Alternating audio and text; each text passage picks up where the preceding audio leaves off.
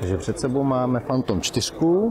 Hlavníma novinkama jsou tady kamerky vepředu a ještě jsou potom ze spodu, který hlídají překážky před Phantomem, aby na nich nenarazil. Další inovací je baterie. Vteřinku. Tady ta baterie, která vlastně má 10pinový vstup, tím pádem ta baterie má dvojí hlídání, stejně tak má Phantom. Stejně tak má Phantom 2 kompasy, kdyby náhodou jeden vypadl, aby ten druhý stále fungoval. Stabilizace a všechny věci jsou už zakomponovány a zakrytovány. Vrtule jsou odnímatelné, tak aby se to dalo lépe přepravovat. Jak říkám, hlavní tou novinkou je Tap Fly, kdy na displeji toho svého mobilního telefonu kliknete na obraz a v rámci toho ten Phantom letí na to určené místo a hlídá si ty překážky díky těm kamerkám na tom čelu a ze spodu a buď se těm překážkám vyhne, to znamená nadletí, a nebo ty překážky ho zastaví a on si udržuje odstup 2,5 metru až 3 metry. Takže to jsou takové ty hlavní stěžejní věci, což ten Phantom má oproti té trojce.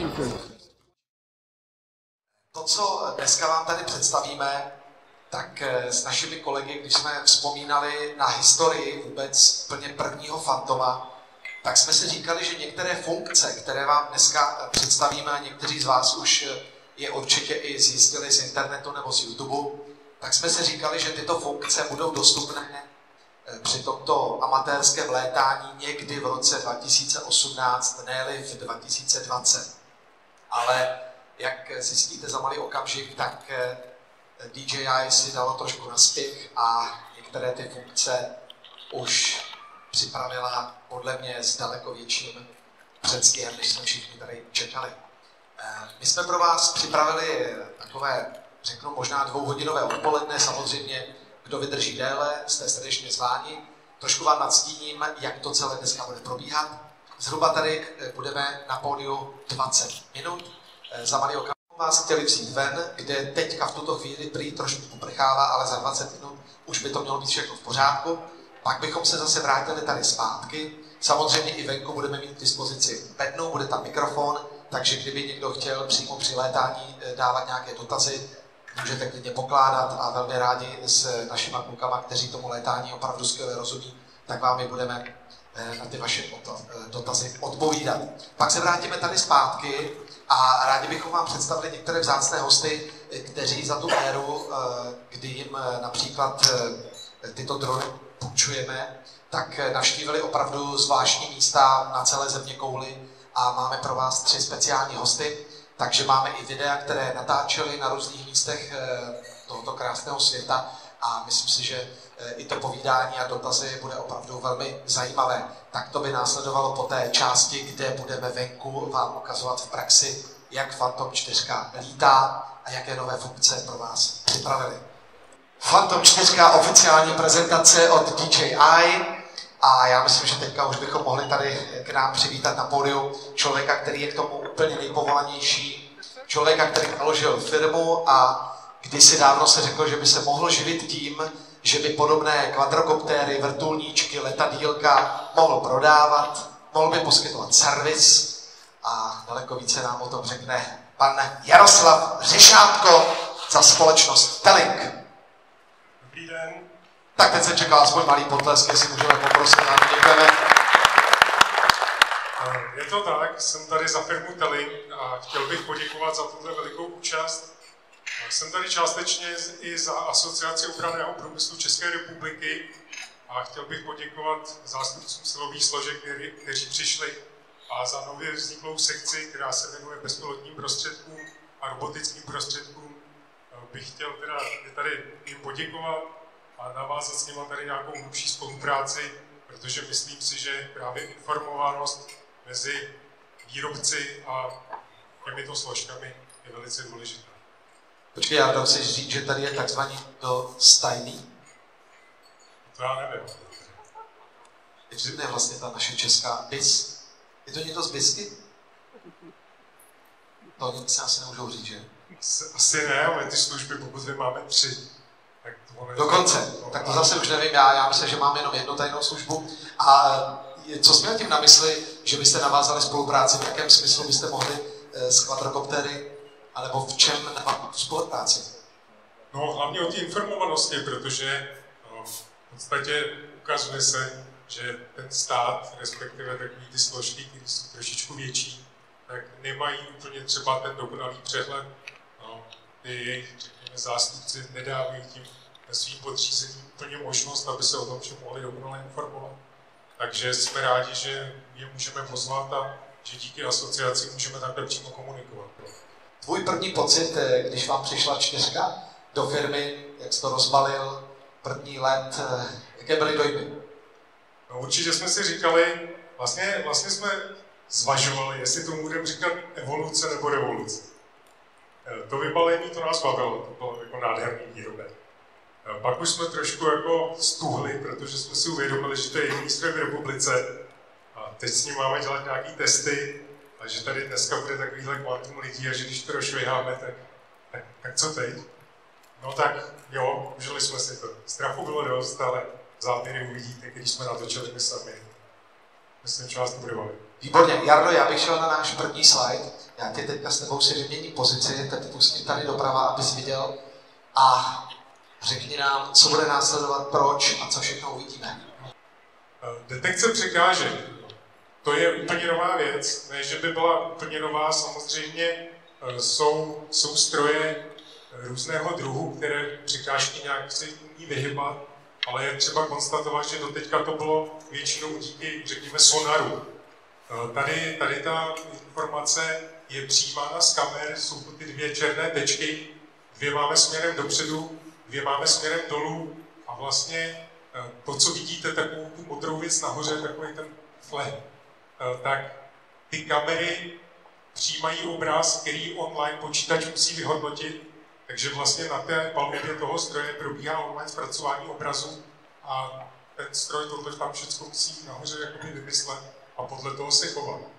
Myslím si, že to je funkce, která určitě bude nabývat dalšího rozvoje, protože určitě si dovedeme představit, že se budou zlepšovat kamery, že se budou zlepšovat výpočetní výkony, ale každopádně teda je to revoluční záležitost. Tady, jestli ti můžu skočit do toho, Jardo, kolik těch kamer na té 4 je?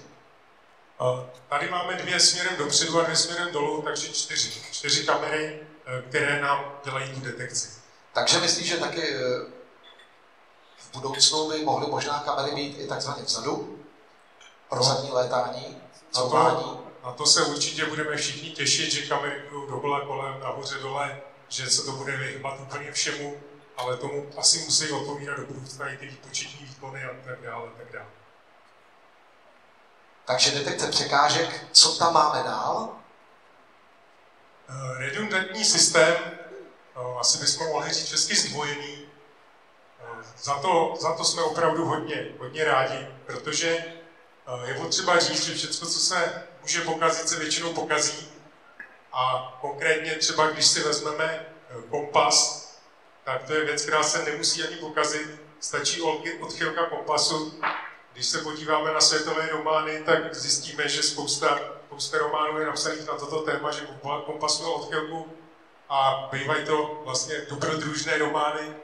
Nevím, jestli jste někdy zažili dobrodružství, když vám 10kilová mašina se rozběhne někam, kam nechcete, tak za to teda DJI určitě děkujeme. 2 kompasy, 2 inerciální jednotky, to považujeme za opravdu velký průlom. A vzhledem k tomu, že řešíme i legislativu, řešíme povolení k létání a letecké práce, tak věříme, že legislativa bude schopná zareagovat na to, že ten stroj má tyto komponenty zdvojené. Výborně. Tady už vidím, asi nás čeká za malý okamžik první video. Ano, tohle není žádná nová funkce ve smyslu, že by bylo něco nového. Stroj letí dopředu, ale letí dopředu rychlostí 20 metrů za vteřinu. Můžeme rychle vynásobit krát 3,6, 72 km za hodinu. Když si vezmeme, že teda pravda letí dopředu, ale že přitom nám stíhá stabilizace kamery a na ten obraz se dá koukat, tak musím říct opět velký pokrok. A tady teda kolegové už se odvážili a rozletěli se.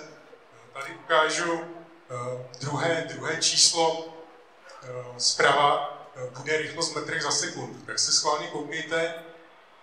pokud poběží zvuk, tak bych možná chtěl vypípat, ale aspoň je to autentické. Ano, společnost Telink sídlí na Zličíně. 21, 22. 21, ty vole, to je hezké číslo. Tak překonali jsme rychlostské uvádí DJI, mašina se nám vrátila zpátky. Vzpomeneš si, Jardo, kolik to třeba bylo u trojky? Nebo kdybychom zavzpomínali ještě v porovnání s jedničkou? Už mám pocit, že nějakých 15 dosahuje maximálně. Takže sport mod určitě potěší jakoby nadšence, ale nejenom nadšence, hlavně pokud někdo chce chytit rozdíždějící se auto nebo takové nějaké akční záběry, tak určitě výborný. Nakonec stačí vítr, že jo? Protože dovedeme si představit, s takovýmhle strojem si můžeme představit, že třeba v 10metrovém větru budeme létat a ještě máme 10 metrů za vteřinu rezervu, takže jo, určitě výborná vlastnost. Tady je další funkce ActiveTag. Tady ještě možná něco poznamenám k tomu, když tam vidím Jirku na tom obrázku. A když vidíte to video, tak jste si možná všimli, že to video trošku jakoby škube. To není věc, že by to bylo video z Fantoma. Vlastně to video, které tady my pouštíme, tak jak máme na tom vysílači ten mobilní telefon, tak ten nám v danou chvíli zaznamenává to video online, v podstatě jakoby dělá print screen. A ten náš telefon je z toho trošičku spocený, ale až uvidíte Jirku, ten byl spocený asi taky, protože si nebyl jistý, jak to dopadne. Tady už je Jirka, náš figurant. Jo, takže na tabletu prstem. To je možná ta funkce té misky, že jo, to je té sledovačka. No, je to nenápadný. Vím, že na Jirku jsme potom křičeli, zakopni, zdali se i kvadrokoptera zastaví, ale Jirka odmítl tento pokus. Pak se zastav a koukej. A tady teda tahle funkce, tu je možno vypnout, protože, jak si tady naznačil, kamery vzadu. Ta mašina v tuhle chvíli letí směrem dozadu, kamery dozadu nemá, takže tahle funkce jde zapnout, vypnout, je potřeba při těch funkcích přece jenom trošičku i přemýšlet, co použijeme a co ne. Nahoře, co vidíte ten oblouček, tak to tam zaznamenává, vlastně vidíte tu překážku a tady úplně vpravo vidíme tu distanc vlastně od té překážky, buď a nebo od země, takže tam se nám střídají ty hodnoty.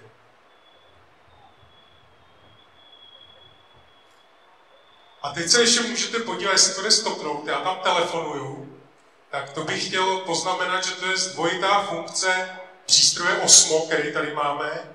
Když tam máte ten telefon a někdo vám zavolá, tak se to takhle dá držet a dá se teda telefonovat s Osmem.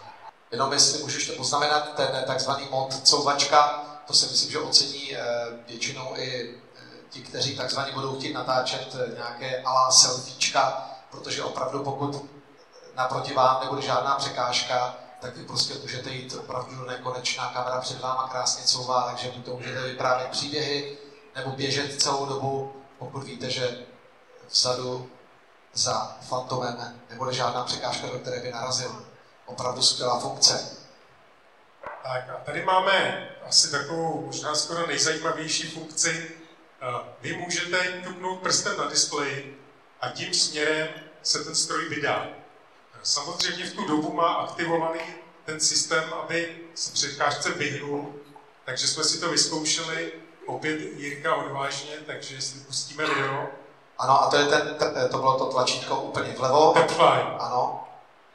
Ne, ještě to nemáme tady, musíte ještě kouknout tady k nám, my to tady nemáme.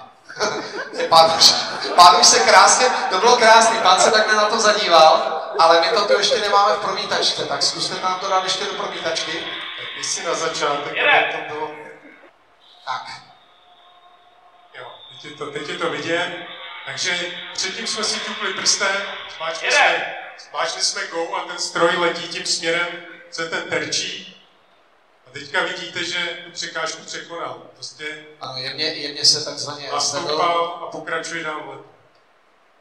Takže dovedu si, tuto funkci si dovedu představit v momentě, kdy prostě kameraman je sám, potřebuje udělat nějaký záběr, chce si třeba švenkovat tou kamerou, tak mašina mu letí tím směrem, který bylo zadáno.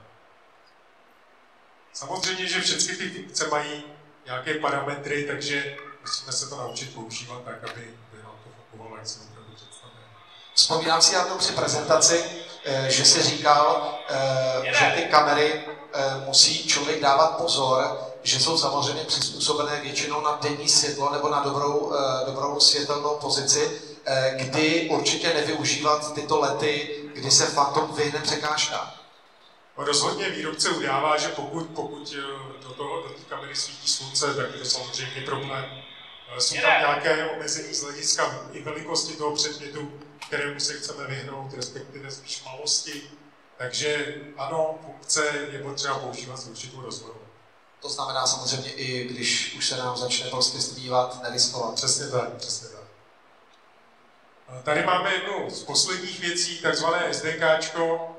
Ten obrázek v podstatě toho moc neříká, ale na vysvětlenou, pokud nám například aplikace od DJI zcela nevyhovují, nebo chceme přidávat další funkce, ten software je dneska pro programátory otevřený a je možno s ním pracovat. Takže je to fantastická věc, že to jde teda řekněme u Phantoma, ale předtím, v další dobu předtím jsme to ocenili u Metris, což je stroj dělaný vyloženě na práci. Dneska už to jde i u toho Phantoma.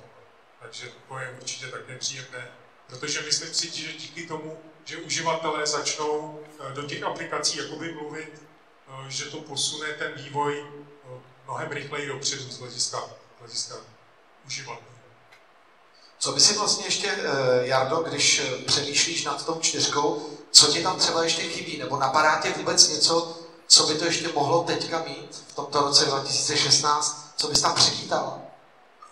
Já nevím, jestli se do toho pouště do takovéhle diskuze, ale už jsme to tady naznačili. Všichni budeme chtít čidla ze všech stran, všichni budeme chtít, aby to lítalo nejlíp hodinu a tak dál. Takže asi bych to nerozebíral. Já jsem se s ním už tady na začátku ptal, když jsem poprvé slyšel o 4, tak to mně přišlo jako poměrně zážitek velký, protože jsme poprvé prodávali 3, zákazník přišel a říkal, a kdy bude 4? a jsem mal spát ze židle, protože jsme byli rádi, že máme konečně 3. Tak já bych takhle to nehnal dopředu. A ještě si vzpomínám, že jsi nám říkal na prezentaci, že u této 4 je super věc, nevím, zda už byla u 3 nebo u 2, takzvaný automatický vzhled. Ta byla i dřív, automatický vzhled, to je normální. No tak já jsem to třeba u 2 nenašel a u 3 taky ne. Ale... U 2 asi ne, ale 3 je. Takže normálně taky v návodu všechno, tak jako... Tak, máme ještě tam nějaký slide, Jardo, nebo na co byste se zaměřili? Tady je takový jako závěr. Já bych o tom moc dlouze nemluvil, ten stroj, když se na něj podíváte, tak doufám, že se vám bude líbit. Krom toho vzhledu si troufnu říct, že vzhledem k tomu, že teda ta mašinka letí 20 metrů za vteřinu, že už se přemýšlelo i daleko víc o té aerodynamice, takže to určitě tomu taky pomohlo. A možná bych tady zmínil doba letu, to znamená akumulátor. Akumulátor je jiný v tom smyslu, že je jinak uspořádaný, ale hlavně z akumulátorů dřív vedli 4 piny, dneska jich vede 10. Navazuju tím na to, co jsme říkali, redundantní systém, zdvojený systém. Takže je vidět, že u toho akumulátoru se výrobce zaměřil na to, aby pokud nám vypadne nějaký článek nebo něco se stane s akumulátorem, aby ty rizika byly opět menší a menší. Takže je vidět, že DJI jde opravdu směrem k té bezpečnosti velmi rychle dopředu a věřím, že to ocení i zákonodárci. Ještě si zmiňoval, Jardo, že i celá ta skořepina je úplně z nového materiálu, dokonce i kamera je pokryta novým materiálem. Mohl bys nám to taky trošku ještě popsat? No, na první pohled jsme si mysleli, že to je plast, není to pravda, je to hořčíková slitina. U té kamery bych zmínil, že tam vidíme uložení zprava i zleva, není to už uloženo letmo, ta kamera. Troufnu si tvrdit, že to je právě proto, že ta mašinka lítá tak strašně rychle, ty aerodynamické síly jsou mnohem větší, takže přesto, že stroj má vydržet ve vzduchu déle, tak některé konstrukční prvky se musí zároveň posilovat, přitom se chce snižovat hmotnost, takže jsou to naprosto protichůdné požadavky, přesto všechno se to nějak jakoby daří.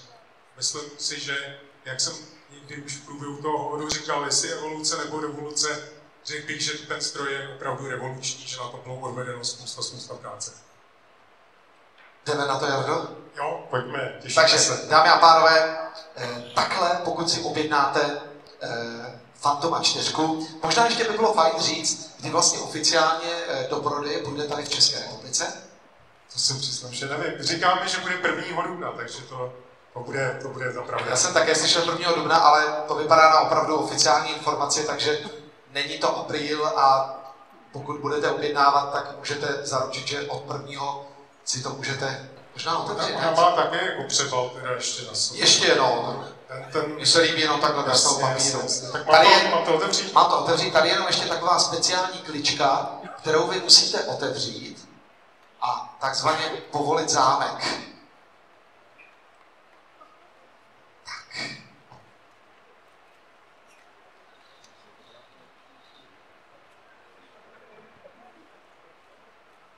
Aha.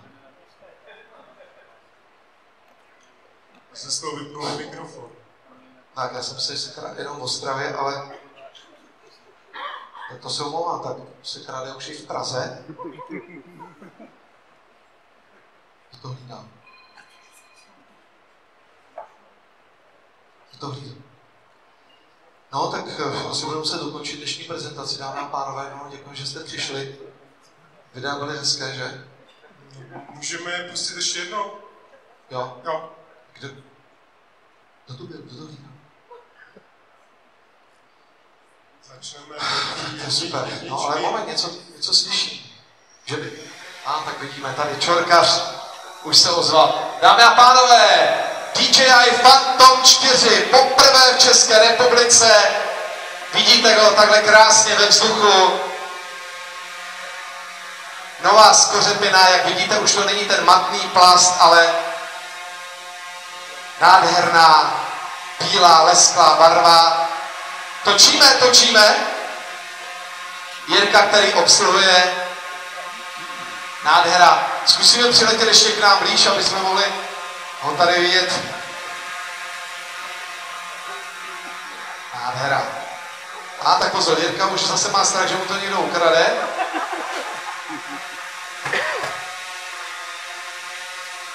Nádhera. Jardo, kolik vlastně teďka baterka udává do let?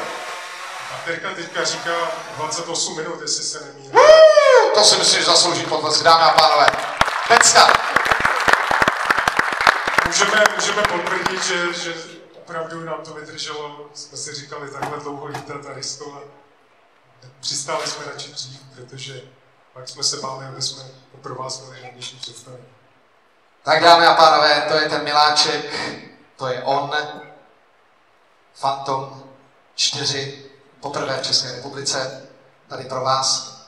Možná bychom si mohli ukázat spíš nasazení vrtulí, protože to se liší teda proti minulosti.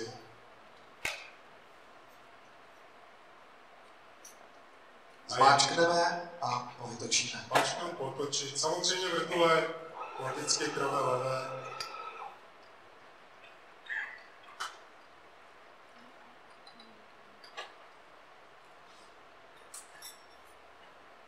Nádhera, taková tak krásná mašinka.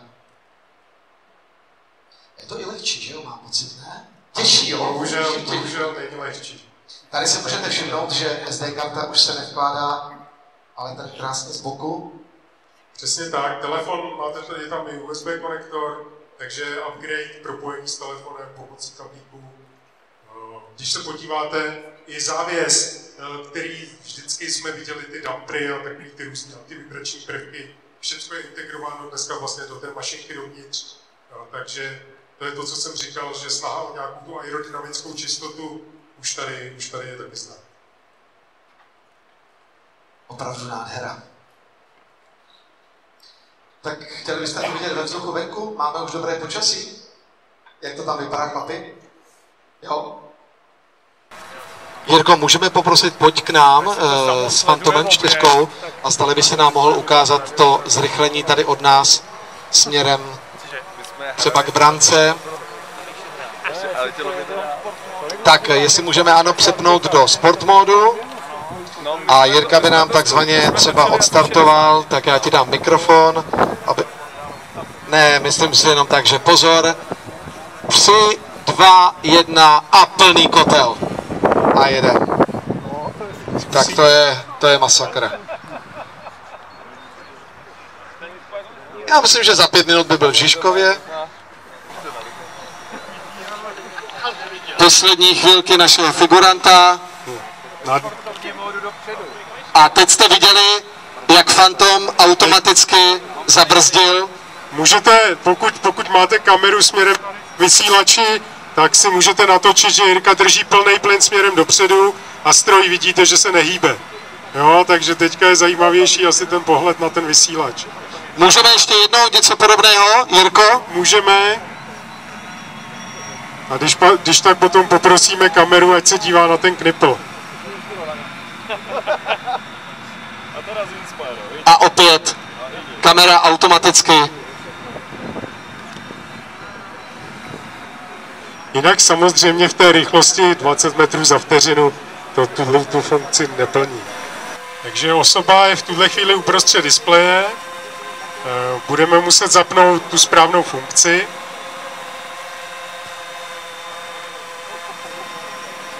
Active track. Start musíme dát, asi si myslím. Tak, označili jsme osobu, vidíme ji v zeleném, řekněme, rámečku. Ten stroj o figurantovi ví. No a tak vyraž. A na vysílači nemusíme dělat vůbec nic. Kamera se může podívat, jak ten obrazec sleduje tu osobu. Mluvit do toho my nemůžeme. Je to opravdu teďka je to funkce toho stroje.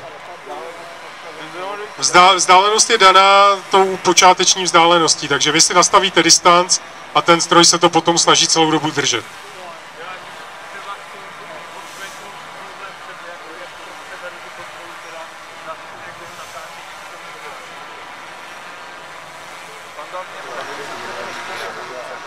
Jo, takže teďka ten stroj tlačí před sebou, čidla koukají dopředu, to se nám moc nehodí, tak doufáme, že nepůjde až k těm stromům.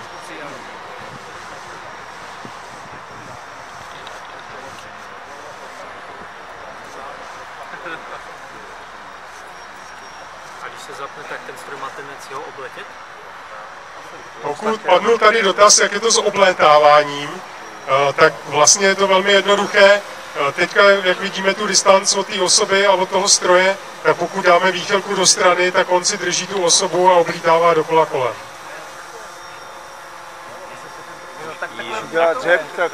Takže dá se říct, u těch starších Phantomů se tomu říkalo point of interest, tak to je, řekněme, něco obdobného. S tím ale, že teda tím, že opravdu bych řekl, ten stroj vnímá ten obraz, tak daleko líp drží ten bod zájmu uprostřed, řekněme, toho displeje.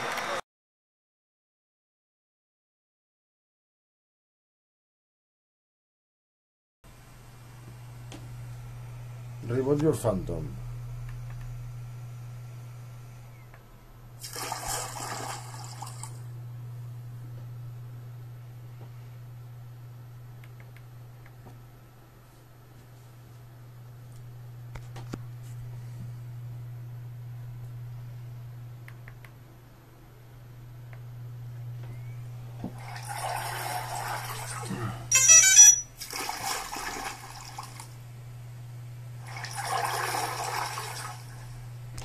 Bueno, vamos a probar, a ver.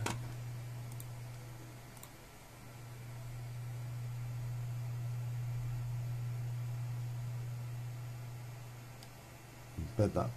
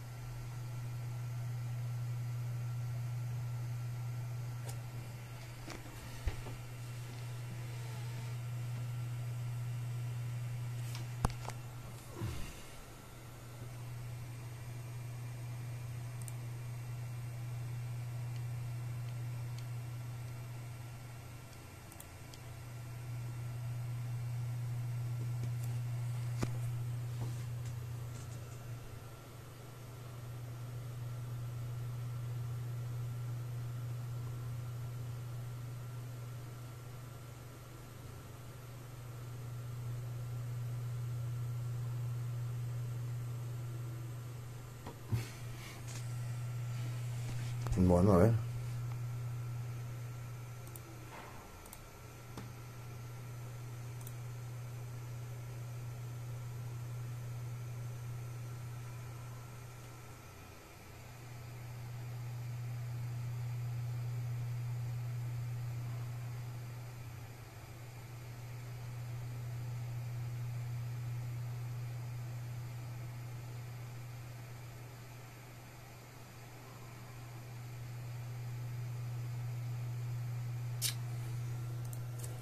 Z.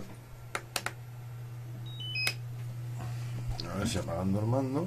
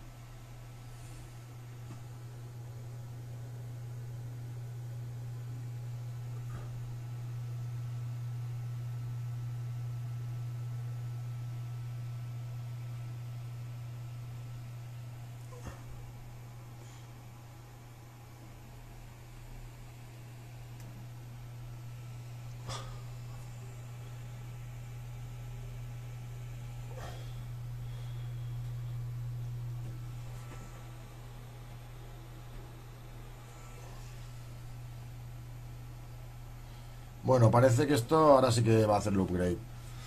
Hemos tenido que actualizar la primera versión de DGI del instalador de firmware. Y bueno, veo que aquí también lleva el control de vuelos, la grabación de vuelos, la calibración del aparato, los sistemas visuales y el simulador. Y enlaza directamente con la cuenta que tienes en DGI, valida el Phantom y una vez está validado te actualiza todos los firmwares nuevos que van saliendo automáticamente, con lo cual no hay que tener ni la SD puesta, va directo esto a la ROM del aparato. Muy bien, muy bien. Sí, desde luego esta mañana he estado volando un ratito y va esto muy fino y no sé, no tengo más que maravillado. Tengo el 3 provisional y esto es una virguería, imagínate. Bueno, esperemos que no casque tanto como el profesional, que lo he tenido que mandar 2 veces a DGI.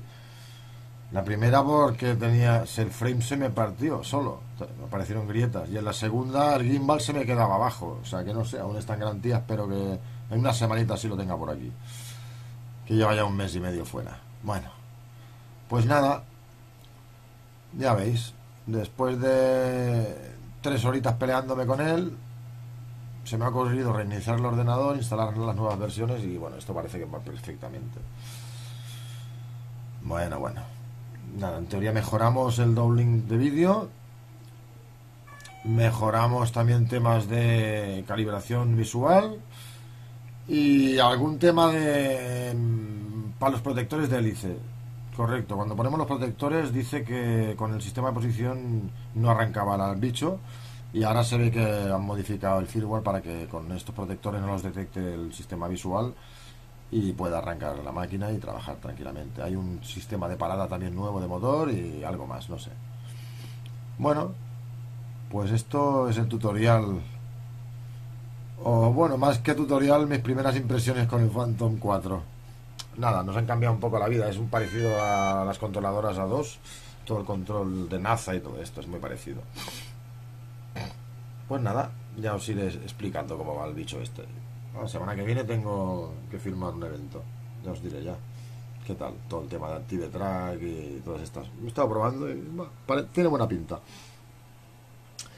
Ahora comentan que Autopilot de Autofly Logic nos va a pasar la beta para el 4. A ver. Ese sí que tiene muy buena pinta. Autopilot de Autofly Logic. Dirichi también creo que estaría con la beta del 4. Bueno, creo que han metido el SDK ya. Pues venga, me despido de vosotros y os dejo ver cómo acaba este upgrade. Ahora continuamos, que me han dicho que tarda unos 15 minutos. Bueno, señores, esto parece que está acabando. Está aquí haciendo ruiditos el Windows. Supongo que es porque está reinicializando la máquina. Sí, es, ya está. Ya, cuando hace ruiditos el Windows, ahí tal. Tiene que hacer cosas raras esto. Gimbal. Soniditos del Windows. 91%. Venga, coño. Que ayer me dejó. ¡Toma! Saxiful. ¡Ole, ole! Pues venga, ya está todo montado. Todo funcionando. Lucecita en verde. Preflight, todo perfecto. A ver, vamos a ver qué más opciones tenemos por aquí. Flyer Record. Equipment, bla, bla, bla. Pa'lante. Bueno, aquí tenemos todos los archivos que están en la ROM del bicho. Aquí tenemos todo el tema de calibración de los sistemas de posicionamiento, pan and tilt, all in the boxes y hold the aircraft. Ole, ole. Y luego tenemos un simulador. Qué bonito. Simulator Light. Bla, bla, bla, bla, bla, bla, bla, bla. Open. Coño, podemos hacer aquí simulaciones de posicionamiento de inicio del aparato. Y tenemos también, hombre, mira, tenemos aquí componente meteorológico, el viento. Tenemos vientos. O podemos coger el viento en real time. Bueno, está bien, no está mal. Settings, ¿qué es esto de settings? A ver qué hay aquí. Ah, vale, claro, si no empezaba a emular. Vale, pues venga. Yo creo que ya... Pues ya queda bastante claro esto. Bueno, pues nada, señores. Parece que ha ido todo bien. A ver, vamos. Pues venga, hasta luego. Vamos a dar una vueltecilla con el bicho. Bye, bye.